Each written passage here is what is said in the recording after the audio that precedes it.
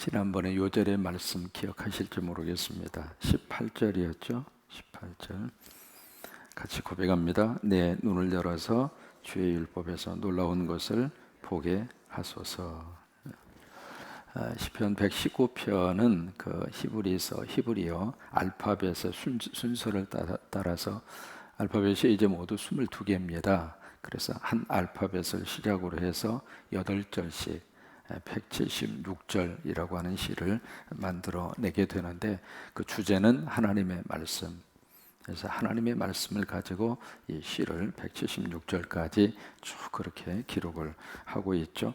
오늘 25절 특징적인 것은 각 그 절마다 하나님의 말씀을 여러 가지 다양한 모습으로 이렇게 표현을 하고 있습니다. 오늘도 보면은 25절에 보시면은 주의 말씀, 그 다음에 26절에 보시면 주의 율례, 27절에 주의 법, 28절에 주의 말씀, 29절에 주의 법, 30절에 주의 규례, 31절에 주의 증거, 32절에 주의 계명. 그래서 각 절마다 하나님의 말씀을 이렇게 여러 가지 다양한 모습으로 그렇게 표현을 하면서 말씀을 우리에게 해주시고 있죠. 오늘 25절을 보시면은 그 중에서 25절에 내 영혼이 어디에 붙었어요? 진토. 이 진토라고 하는 것은 먼지입니다. 그러니까 지금 내 영혼이 먼지 속에서 죽어가고 있습니다. 그 말이에요. 그러니까 내 영혼이 지금 먼지에 쌓여서 완전히 죽어가고 있는데, 그 영혼을 주님의 말씀대로 살아나게 해주세요. 이제 그 기도가 25절 말씀에 기록이 되어 있습니다. 여러분, 성경에서 먼지라고 하는 것은 두 가지의 뜻을 가지고 있어요. 첫째로 창세기 3장에 보시면은 하나님께서 그 뱀을 저주를 하는데, 그 저주하는 내용 가운데 하나가 네가 배로 다니며 사람의 배에 붙어서 흙을 먹고 살리라. 그때 이제 배로 걸어 다니며 흙을 먹고 살리라. 그 존재가 바로 어떤 존재냐면 마귀와 사탄입니다. 그러니까 사람의 몸속에 붙어서 사람에게 악한 짓을 하고 사람을 힘들게 하고 사람을 불행하게 하는 그런 마귀와 사탄이 있는데, 그들이 먹는 주식이 먼지입니다. 먼지. 그래서 먼지는 어디서 떨어지느냐면 우리 몸에서 떨어집니다. 왜? 사람의 원재료가 뭐예요? 흙이에요. 흙. 그래서 흙하고 가까울수록 사람은 마음이 편한 거예요. 공중에 높이 떠 있을 때가 편해요? 앉아 있을 때가 편해요? 왜 그래요? 흙하고 가까우니까. 왜? 내 고향이요. 흙을 받고 다니면서 아이고 내 고향, 내가 지금 그러고 다니셔야 되거든요.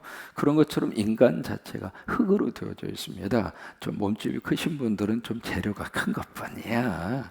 뭐 키가 좀 크신 분들은 재료가 좀 많이 들어간 것뿐이고 별거 없습니다. 그러니까 인간 자체가 흙으로 되어져 있잖아요. 그때 그 흙에서 떨어지는 것이 먼지란 말이죠. 근데 그 먼지를 먹고 자기의 세력을 키워가는 존재가 마귀와 사탄이라 이 말이에요. 그래서 내 몸속에 마귀와 사탄의 세력을 죽이려면 먼지를 떨어뜨리지 않으면 돼요. 왜? 사탄의 먹잇감을 안 주면 되잖아요. 그러면 우리가 어떤 먼지를 떨어뜨릴까? 걱정의 먼지, 의심의 먼지, 그 다음에 미움의 먼지. 이게 다 먼지예요, 먼지. 또 예수님이 70명의 전도대원을 쭉 이렇게 파송을 해요. 파송을 하면서 예수님이 각 마을과 고을로 가서 복음을 증거하라고 둘씩 짝을 지어서 이렇게 보내잖아요. 그러고 나서 그때 예수님이 두 가지 당부를 하십니다. 어느 집을 가든지 평안하기를 위하여 빌어라.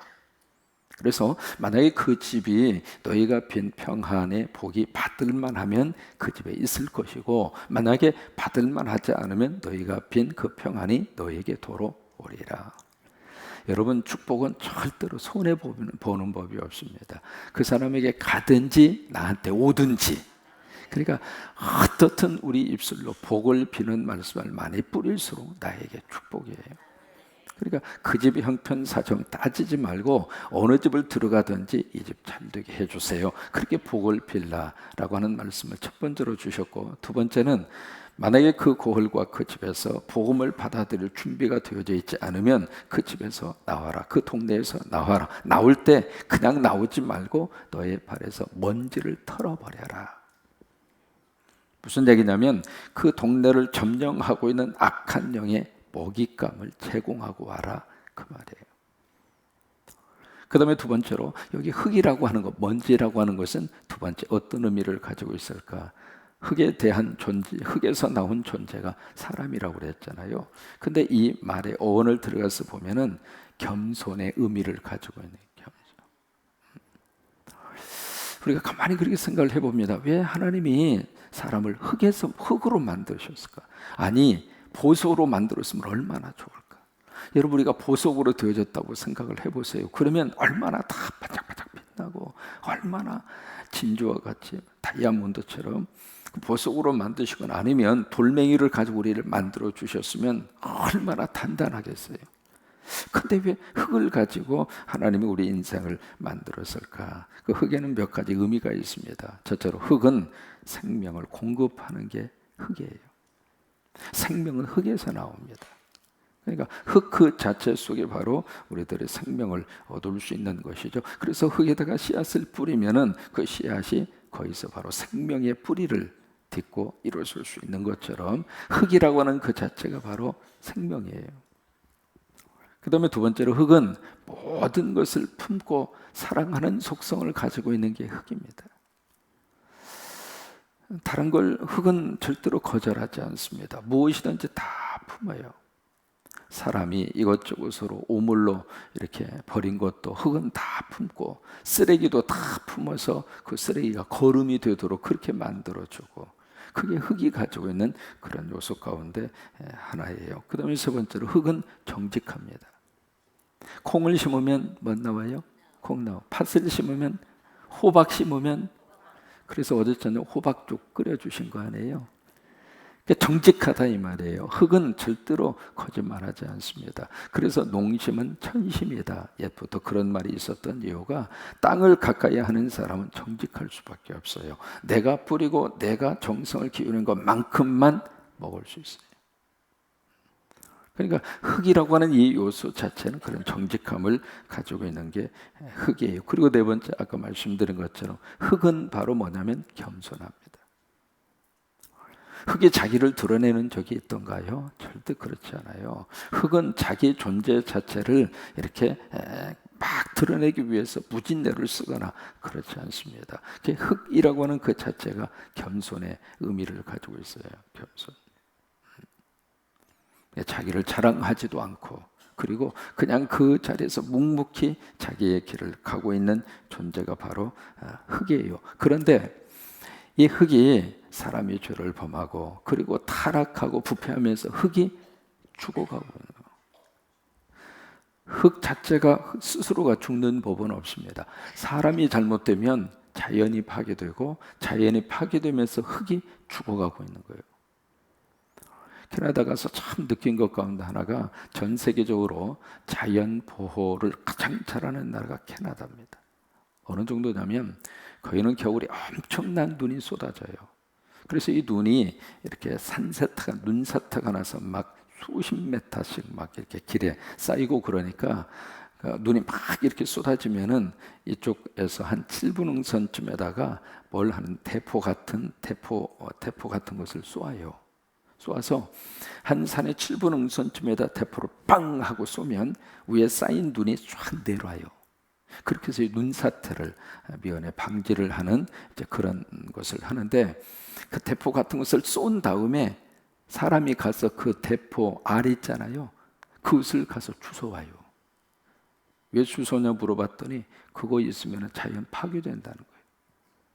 그리고 큰 이렇게 관광객이 많이 모이는 그런 이제 강이 이렇게 있는데, 강에 고목나무 같은 것이 막 이렇게 떠내려오고 막 옆에 있고 막 그래요. 그래서 저거 빨리 치우고 저거 좀 이렇게 정리하면 얼마나 깨끗하고 좋으냐고. 그랬더니 하는 말이, 사람이 들어가면 그곳은 자연 파괴라는 거예요.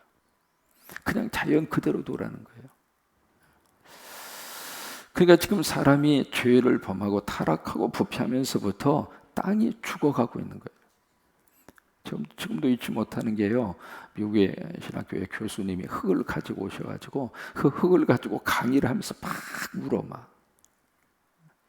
저 노인 양반이 왜 저렇게 우나 싶을 정도로 왜 그러냐면 지금 이 흙이 하나님이 주신 생명의 이 흙이 죽어가고 있다고 하는 거예요. 그래서 막 우는 그 모습 내가 지금도 잊지를 못합니다. 그러니까 이 하나님께서 우리 이 흙을 너무 귀한 존재로 우리에게 허락을 해 주셨는데 흙이 죽어가면 사람이 어떻게 살겠어요?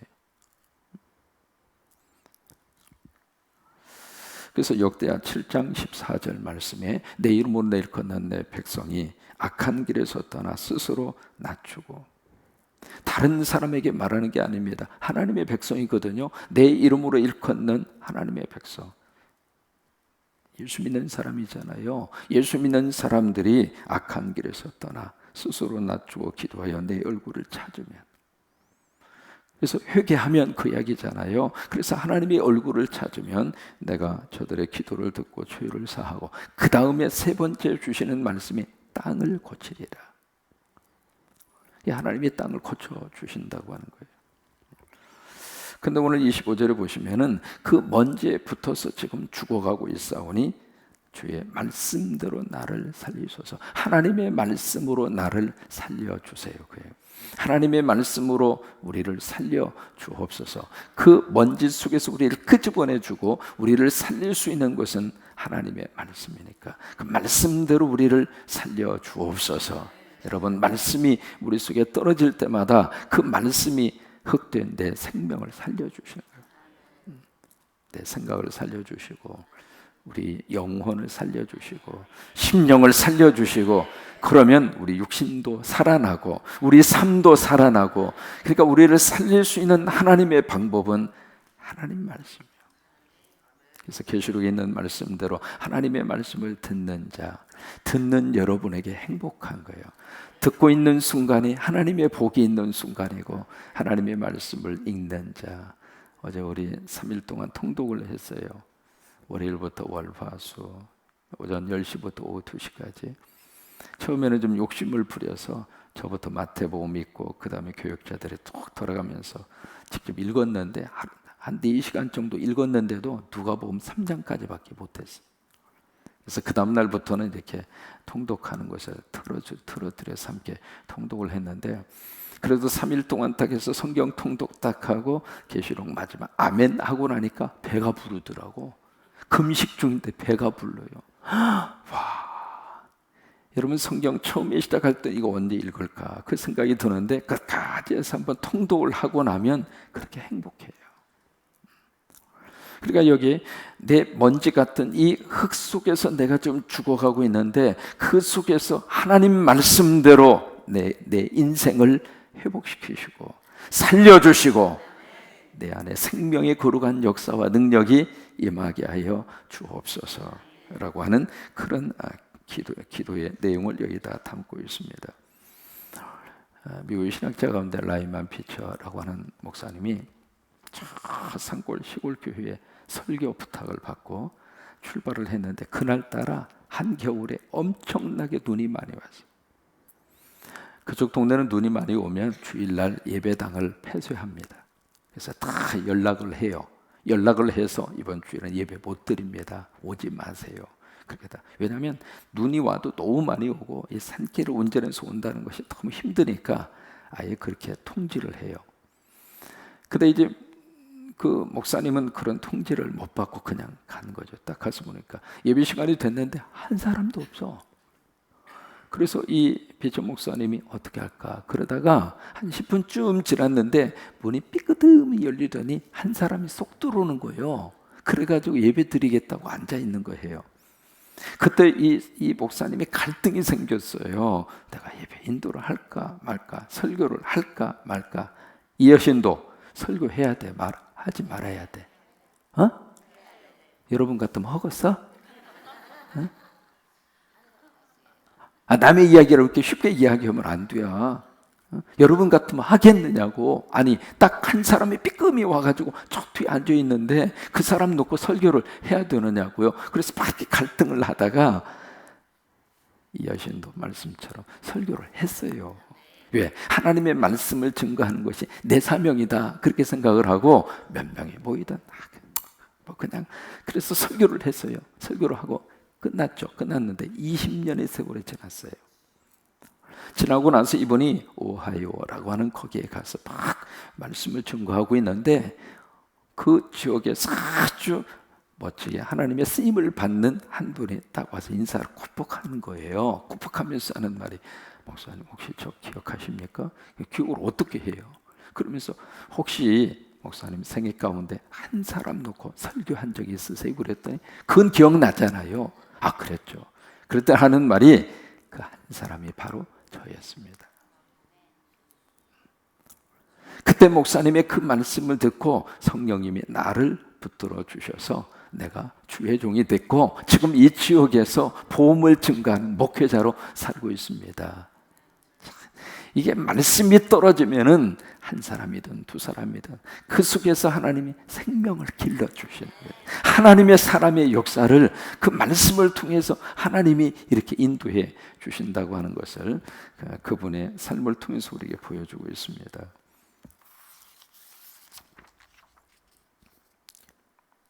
교회 안에 파가 굉장히 많대요. 무슨 파가 있는지 생각해 보세요. 수면파, 부족한 잠을 교회에 와서 보충하는 교인. 이분은 예배 시작하자마자 다른 때는 눈을 뜨고 계시는데 설교 시작하자마자 그때부터 인사하기 바빠. 자꾸 인사. 그 다음에 초조파. 초조파는 뭐냐면 수시로 시계를 들여봐. 1분도 안 됐는데 또 시계를 봐. 그 다음에 채팅파.